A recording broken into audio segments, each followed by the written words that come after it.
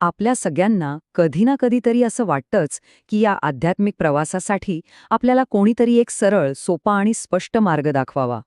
तर आज आपण युगऋषी पंडित श्रीराम शर्मा आचार्यजींच्या लिखाणातून उलगडलेल्या अशाच एका सुंदर मार्गाबद्दल बोलणार आहोत. चला, या प्रवासात एकत्र सामील होऊया आणि हा प्राप्तीचा मार्ग नक्की काय आहे हे अगदी सोप्या भाषेत समजून घेऊया. तर या संपूर्ण प्रवासाची सुरुवात होते एका खूप सुंदर शब्दापासून. आणि तो शब्द आहे साधना. पण साधना म्हणजे फक्त पूजा अर्चा किंवा काही कर्मकांड नाहीये.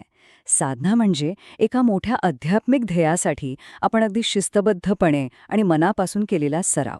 माहिती आहे हे कसं आहे? जसं आपण एखादं बी जमिनीत पेरतो आणि मग त्याला रोज पाणी घालून खत घालून वाढवतो ना, अगदी तशीच ही आत्मविकासाची एक प्रक्रिया आहे. असं समजा की हेच आपल्या आध्यात्मिक प्रवासाचं एक प्रकारे प्रवेशद्वार आहे. मग प्रश्न येतो की या मार्गाचं वचन काय आहे? म्हणजे ही साधना आपल्याला कुठून सुरुवात करून कुठे घेऊन जाते? आपल्या आजच्या विश्लेषणाच्या या पहिल्या भागात आपण याच प्रवासाचा सुरुवातीपासून ते अंतिम ध्येयापर्यंतचा एकंदरीत नकाशा कसा आहे ते समजून घेणार आहोत. आणि या संपूर्ण प्रवासाचं सार आचार्यजींच्या साधना से सिद्धी या ग्रंथामध्ये सापडतं. हे नावच किती बोलकं आहे नाही का? ते आपल्याला थेट सांगतं की हा एक असा प्रवास आहे ज्याची सुरुवात निश्चित आहे आणि त्याचं अंतिम ध्येय ही तितकंच गहन आणि स्पष्ट आहे. आणि इथेच खरा गमतीचा भाग आहे. बघा, साधना आणि सिद्धी या काही दोन वेगवेगळ्या गोष्टी नाहीत. त्या खरं तर एकाच नाण्याच्या दोन बाजू आहेत. साधना म्हणजे आपण केलेला अभ्यास आणि सिद्धी म्हणजे त्यातून मिळणारं फळ. एकीकडे मार्ग आहे तर दुसरीकडे आपलं ध्येय. ही केवळ एक कल्पना नाहीये, तर सरावातून मिळणाऱ्या प्रत्यक्ष अनुभवापर्यंत पोहोचवणारी एक अतिशय सुनियोजित अशी पायवाट आहे. आता बघा, कुठलीही मोठी इमारत उभी करायची असेल तर तिला एका मजबूत पायाची, मजबूत आधाराची गरज असते, बरोबर? मग या आध्यात्मिक मार्गाचे आधारस्तंभ कोणते आहेत? असे कोणते विचार आहेत जे आपल्याला या मार्गावर एकदम स्थिर ठेवतात? चला पाहूया. पहिला आणि सगळ्यात महत्त्वाचा आधारस्तंभ आहे तप. आता तप म्हटलं की आपल्या डोळ्यासमोर शारीरिक कष्ट येतात, पण हा विचार त्यापेक्षा खूप खोल आहे. ही एक प्रकारची आत्मशिस्त आहे. आपल्या इच्छांवर, आपल्या अनावश्यक विचारांवर नियंत्रण ठेवून तीच ऊर्जा एका सकारात्मक ध्येयाकडे वळवण्याचं हे एक मानसशास्त्र आहे. आणि यातूनच आपली आंतरिक शक्ती जागृत होते. दुसरा महत्त्वाचा स्तंभ आहे उपासना आणि साधनेचा समन्वय. आता हे अगदी सोपं आहे.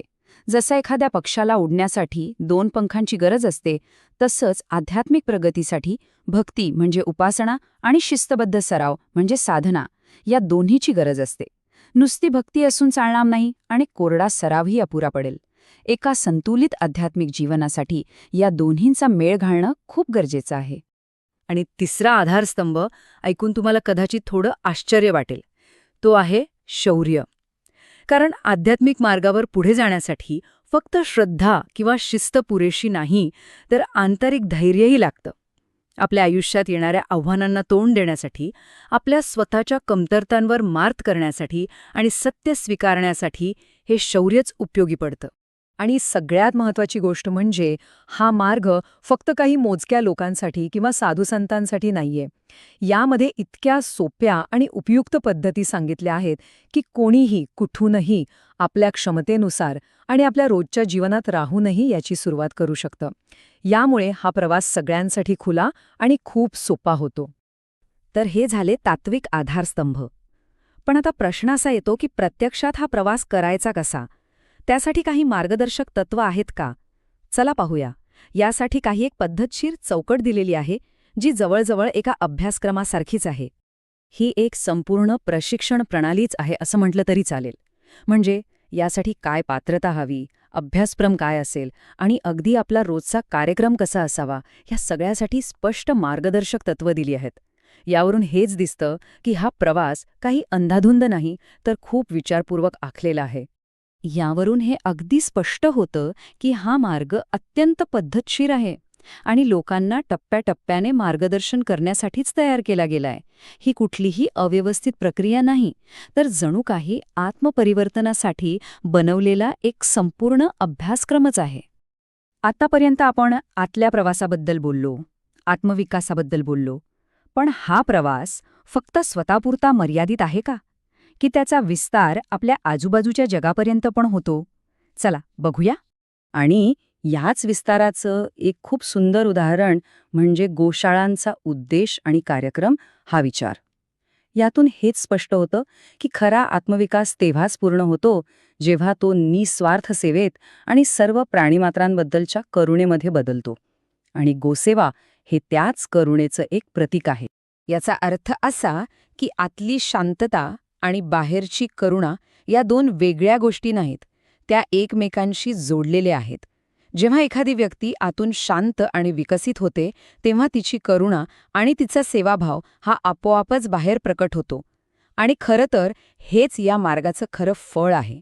चला तर मग आपण आत्तापर्यंत पाहिलेल्या या संपूर्ण प्रवासावर पुन्हा एकदा एक नजर टाकूया. सुरुवात कुठून झाली आणि आपण कुठे येऊन पोहोचलो? ह्या प्रवासाचे मुख्य टप्पे कोणते आहेत ते आता थोडक्यात पाहू. तर या प्रवासाची सुरुवात होते साधना म्हणजे सरावाने. त्याला मग तप, भक्ती आणि शौर्य यांसारख्या स्तंभांचा आधार मिळतो. एका संरचित आराखड्यानुसार मार्गदर्शनही मिळत जातं. आणि या सगळ्याची अंतिम परिणती सेवा आणि करुणेमध्ये होते. आणि हेच साधकाला सिद्धी म्हणजे अंतिम प्राप्तीकडे घेऊन जातं. या संपूर्ण विश्लेषणाच्या शेवटी एक प्रश्न नक्कीच उरतो. हा मार्ग तर आपल्यासमोर स्पष्ट आहे, पण एखाद्याच्या वैयक्तिक प्रवासाची सुरुवात या मार्गावर नक्की कुठून होते? साधनेतून, सेवेतून की धैर्यातून? हा एक विचार करण्यासारखा प्रश्न आहे.